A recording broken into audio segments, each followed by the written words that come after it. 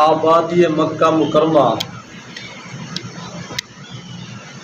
تفسیر عسیسی میں ہے کہ جب حضرت ابراہیم علیہ السلام نے نمرود کے ہاتھ سے نجات پائی اور بابل والوں کے ایمان سے مایوس ہوئے، بابل ہے عراق میں شہر ہے، اب بھی آثار قدیمہ نے اس بات کی تصدیق کی ہے کہ بابل کا شہر جو ہے نا وہ قدیمی عراق میں ہے، تو وہاں سے ہجرت کر کے اپنے چاچا ہاران کے گھر مقام ہیران میں آ گئے، اپنے چچا ہاران کے گھر مقام ہیران میں آ گئے۔ یہ حضرت ابراہیم علیہ السلام کے والد گرامی 3 بھائی تھے، ٹھیک ہے جناب، ایک حضرت ہاران، ایک حضرت تارق، ایک آزر۔ ہاران کی ایک نہایت خوبصورت بیٹی تھی حضرت سیدہ سارہ سلام اللہ علیہ، ٹھیک، انہوں نے حضرت ابراہیم علیہ السلام کی سعادت مندی دیکھ کر حضرت سیدہ سارہ سلام اللہ علیہ کا نکاح ان کے ساتھ کر دیا۔ اس بات کو اور رشتہ داری کو دیکھ کر معلوم ہوتا ہے کہ آپ کے یہ چچا جان بھی مسلمان تھے، مومن تھے، آپ کے والد گرامی اور یہ دونوں۔ اللہ تعالیٰ نے جتنا حسن حضرت سیدہ سارہ سلام اللہ علیہ کو دیا تھا، یوں سمجھے کہ پوری دنیا میں جتنا عورتوں کا حسن ہے آدھا حسن آپ کے پاس تھا، کتنی خوبصورت ماں تھی۔ حضرت ابراہیم علیہ السلام کچھ روز وہاں تبلیغ فرماتے رہے اپنے چچا کے ہاں، مگر سوائے حضرت سارہ اور حضرت لوط علیہ السلام کے کوئی ایمان نہ لایا۔ حضرت سارہ اور حضرت لوط علیہ السلام یہ بہن بھائی ہیں، بلکہ ہاران نے غصہ ہو کر اپنی بیٹی اور داماد کو اپنے گھر سے نکال دیا۔ ہاران بھی مسلمان نہیں ہوئے تھے، آپ کے چچا۔ آپ نے حضرت سارہ سے معاہدہ کیا کہ تم ہمیشہ میری فرما برداری کرنا، یعنی ہاران نے اپنی بیٹی کو، اپنے داماد کو تبلیغ کے غصے میں آ کر دیس نکالا کیا۔ تب ان دونوں پاک ہستیوں نے آپس میں کمپرومائز کیا،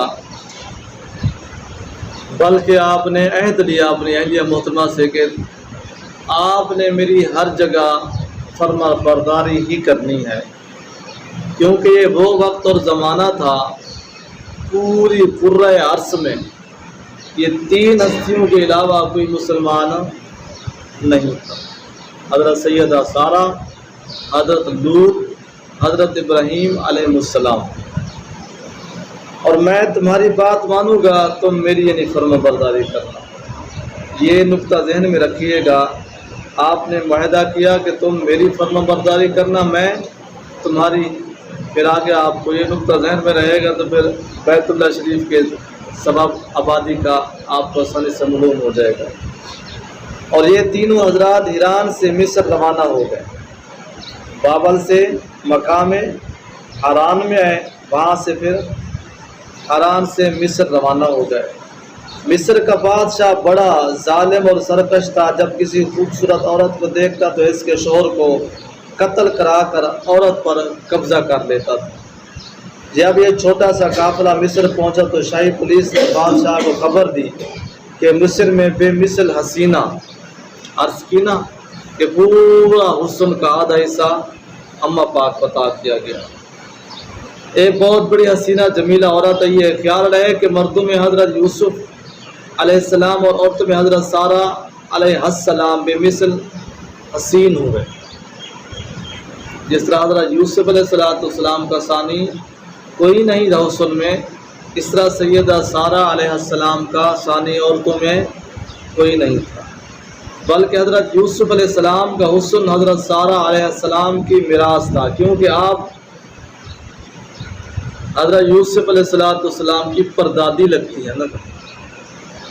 حضرت یوسف علیہ السلام کے والد گرامی حضرت یعقوب، ان کے والد گرامی حضرت اسحاق، آپ کے والد گرامی حضرت ابراہیم۔ یہ حضرت یوسف علیہ السلام کی پردادی آپ ہیں۔ یہ بھی آپ نے دیکھا کہ جو اچھا خاندان ہوتے تو ان کی اولادیں بھی اچھی ہوتی ہیں، ماں باپ چٹا گورا ہو تو اولاد بھی ایسی ہوتی ہے۔ ابراہیم علیہ السلام نے حضرت سارہ علیہ السلام کو سمجھا دیا کہ اگر تمہیں پولیس گرفتار کر کے بادشاہ کے پاس لے جائے تو تم یہ نہ کہنا کہ ابراہیم علیہ السلام میرے شوہر ہیں، کیونکہ وہ اپنے لا کے مطابق وہ شوہر کو قتل کروا دیتا تھا بادشاہ۔ لہذا آپ نے فرمایا کہ تم میرا یہ نہ کہنا کہ میں تمہارا شوہر ہوں، بلکہ کیا کہنا، بلکہ یہ کہنا کہ وہ میرے بھائی ہیں۔ بخاری شریف میں آیا نا کہ ابراہیم علیہ السلام کی ذات پاک نے 3 ظاہراً جھوٹ لگتے ہیں حقیقتاً جھوٹ نہیں تھے، ظاہراً جھوٹ لگتے ہیں حقیقتاً جو ہے اپنا جھوٹ نہیں تھے۔ اس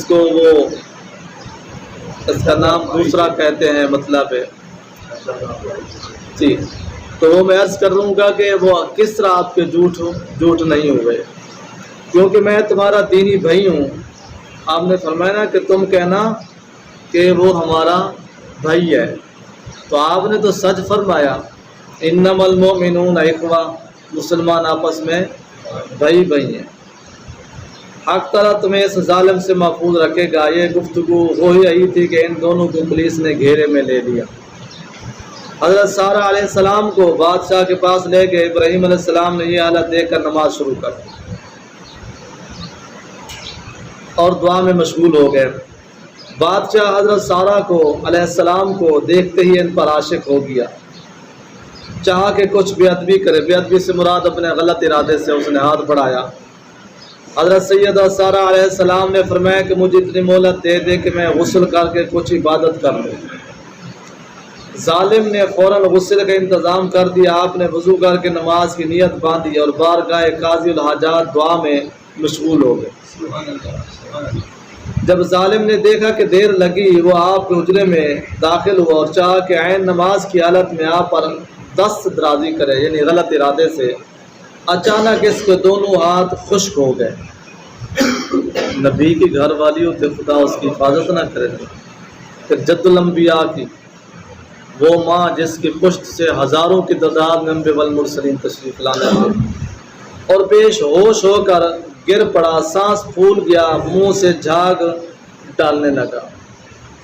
حضرت سیدہ سارہ علیہ السلام نے دعا کی کہ اے مولا، اگر یہ مر گیا تو مجھ پر اس کے قتل کا الزام آئے گا۔ یہ کریم گھرانہ ہے۔ کریم گھرانہ جو ہوتا ہے نا، وہ ظالم دشمن کیسے ہی کرے وہ پھر بھی دعائیں دیتے ہیں۔ تو پھر میری خیر نہیں، یہ دعا کرنی تھی کہ اسے ہوش آ گیا، پھر وہی ارادہ کیا، پھر ویسا ہی حال ہو۔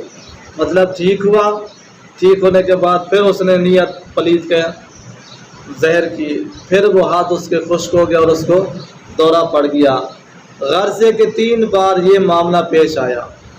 تب وہ بولا کہ یہ انسان نہیں، یا جن ہے یا جادوگرنی ہے، معاذ اللہ۔ میرے پاس ایک عورت اور بھی ہے جس کو میں نے تبتیوں سے حاصل کیا تھا۔ بادشاہ نے کہا کہ یہ کوئی عورت نہیں ہے، یہ کوئی جن اور یا جادوگرنی ہے، کہ جب میں اس کے قریب جاتا ہوں تو میری پوزیشن یہ ہو جاتی ہے۔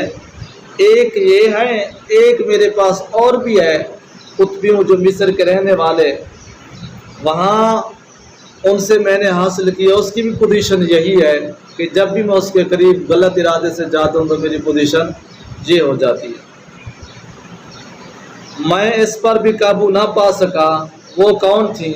حضرت سیدہ ہاجرہ سلام اللہ علیہ، وہ حضرت اسماعیل علیہ السلام کی اماں پاک۔ اس سے بھی اس کے حوالے کر دو اور ان دونوں عورتوں کو مصر سے نکال دو۔ غرض ہے کہ حضرت سارہ حضرت حاجرہ علیہ السلام کو لے کر حضرت ابراہیم علیہ السلام کے پاس آئیں۔ ایسی کامیابی کہ خود بھی کامیاب ہو کے اور ایک اور بھی کامیاب والی کو ساتھ لے کر آ گئی حضرت ابراہیم علیہ السلام کے پاس۔ آپ اس وقت نماز میں مشغول تھے۔ حضرت سیدہ سارہ علیہ السلام سے پوچھا، مہین یعنی کیا حال ہے؟ یہ زبان عبرانی تھی غالباً۔ حضرت سارہ علیہ السلام خاتون نے عرض کیا کہ خیر ہے، رب تعالیٰ نے ظالم کو ذلیل کیا اور مجھے خادمہ دی، کیونکہ بادشاہ نے ایز اے خادمہ حضرت سارہ علیہ السلام کو حضرت ہاجرہ رضی اللہ تعالی عنہ عطا کی، جس کا نام سیدہ ہاجرہ علیہ السلام ہے۔ ابراہیم علیہ السلام بہت خوش ہوئے اور یہاں سے چاروں اصحاب روانہ ہو کر فلسطین پہنچے۔ پہلے کتنے تھے؟ 3 تھے، حضرت لوط علیہ السلام، حضرت سارہ، حضرت ابراہیم اور حضرت ہاجرہ علیہ السلام۔ اب کتنے ہو گئے؟ 4۔ وہاں کے لوگوں نے ان بزرگوں کو غنیمت جانا۔ کہاں کے لوگوں نے؟ فلسطین والے لوگوں نے، ٹھیک ہے جناب، اور بہت زمین نثر کی۔ رب تعالیٰ نے اس زمین میں اتنی برکت دی کہ کچھ دنوں میں آپ علیہ السلام کے پاس کھیتی باڑی، جانور، غلام وغیرہ بے شمار ہو گئے۔ کس کے پاس؟ حضرت ابراہیم علیہ السلام کے پاس۔ آپ نے مسافر خانے اور لنگر جاری کیے اور حضرت لوط علیہ السلام کو تبلیغ دین کے لیے روم کی طرف روانہ کیا۔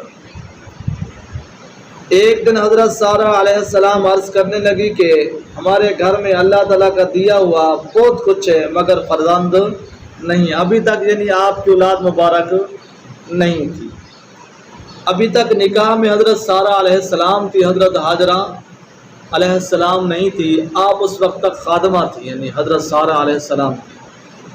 آپ نے فرمایا کہ ہر چیز کی ریل بیل ہے، زمینیں بھی ہیں، پیسہ بھی ہے، مال مویشی بھی ہیں، ایک فرزند کی بھوک ہے، لہذا میری جو خادمہ ہے حضرت ہاجرہ رضی اللہ تعالی عنہ علیہ السلام، میری جو خادمہ ہے، لہذا اس سے آپ نکاح فرما لیں، میں بھی اللہ تعالیٰ اس سے آپ کو بیٹا عطا فرما دیں۔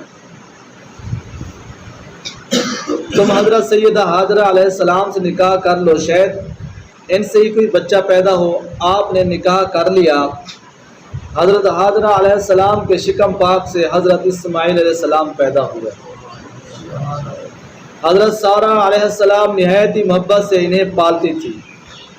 یہ بہت بڑے معاملے دیکھے گئے ہیں آپ کے ممکن علاقوں میں، محلوں میں، جب کسی کو اولاد نہیں ہوتی تو وہ جب دوسری شادی کرتے ہیں تو اللہ تعالیٰ جب دوسری شادی سے اس کو اولاد عطا کرتے ہیں تو پہلے والی ماں اس سکی ماں سے اولاد کو بھی زیادہ پالتی ہے۔ اور حضرت ہاجرہ رضی اللہ تعالیٰ عنہ صرف دودھ پلاتی تھیں، باقی ساری رکھوالی کون کرتی تھیں؟ حضرت سارہ علیہ السلام۔ مگر ابراہیم علیہ السلام حضرت سارہ رضی اللہ تعالیٰ عنہ کی تکلیف کے خیال سے فرزند ارجمند کو گود بھی نہ لیتے تھے، کیونکہ آپ کی اولاد نہیں تھی نا حضرت سارہ علیہ السلام۔ آپ ان کی تکلیف کی وجہ سے، نبی کی ذات کسی کو تکلیف نہیں دیتی نا جناب، تو نہ ہی کسی کے دل آزاری کرتی۔ آپ بھی میں اگر فرزند ارجمند کو تو، حالانکہ آپ نے جب آپ کا بیٹا ہوا 80 سال کی عمر مبارک تھی جناب، بتائیں کہ کتنی شدت کی محبت ہوگی آپ کو، لیکن پھر بھی اپنی اہلیہ محترمہ کا اس چیز کا احساس کرتے ہوئے کہ میں جب گود میں اٹھاؤں گا بیٹے کو تو آپ کو تکلیف ہوگی کہ میرا بیٹا، گو کہ آپ کا بیٹا ہی تھا حضرت سارہ کا، لیکن تکلیف تو ہوتی ہے کہ یہ میری خادمہ سے ہے، مجھ میں اللہ تعالیٰ نے اولاد نہیں دی۔ اللہ تعالیٰ کی شان کہ ایک دن اسماعیل علیہ السلام کو تنہا حجرے میں لیٹا ہوا دیکھا، محبت فطری سے گود میں لے لیا۔ اب جملہ ذہن میں رکھیے گا کہ آپ نے عہد معاہد کیا تھا کہ تو میری فرما بردار رہنا، میں تیرا حکم مانوں گا، پچھلی بارت میں پڑھا۔ تو جب اکیلے دیکھا حضرت اسماعیل علیہ السلام کو، محبت نے جوش مارا، آپ نے اٹھا لیا اور گود میں لے لیا۔ یہ یوں سمجھے کہ پہلی دفعہ لے رہے ہیں جب سے حضرت اسماعیل علیہ السلام پیدا ہوئے۔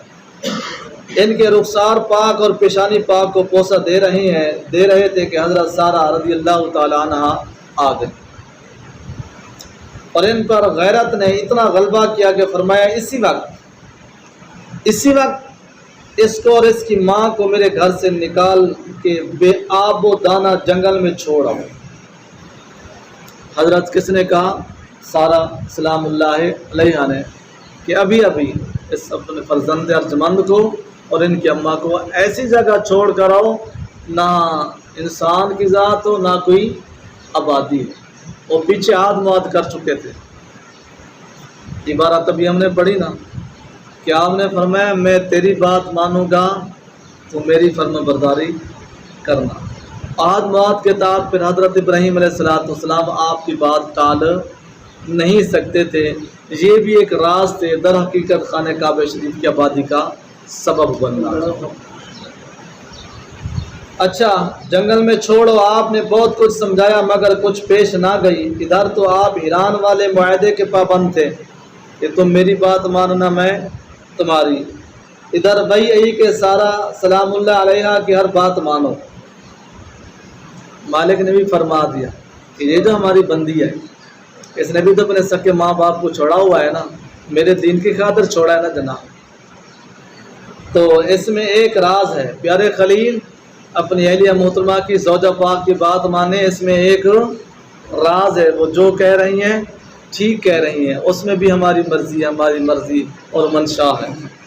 سچ ہے کہ بڑوں کی لڑائی میں بھی راز ہوتے ہیں، بڑوں کی لڑائی میں بھی راز ہوتے ہیں. مولانا فرماتے ہیں ہر چے گیرت علتی علت شود، کفر گیرت کامل ملت شود. یہ واقعہ چلے گا تقریباً 3 دن اور باقی بقیہ کل آپ سنائیں. اللہ تعالیٰ ہم سب کو مل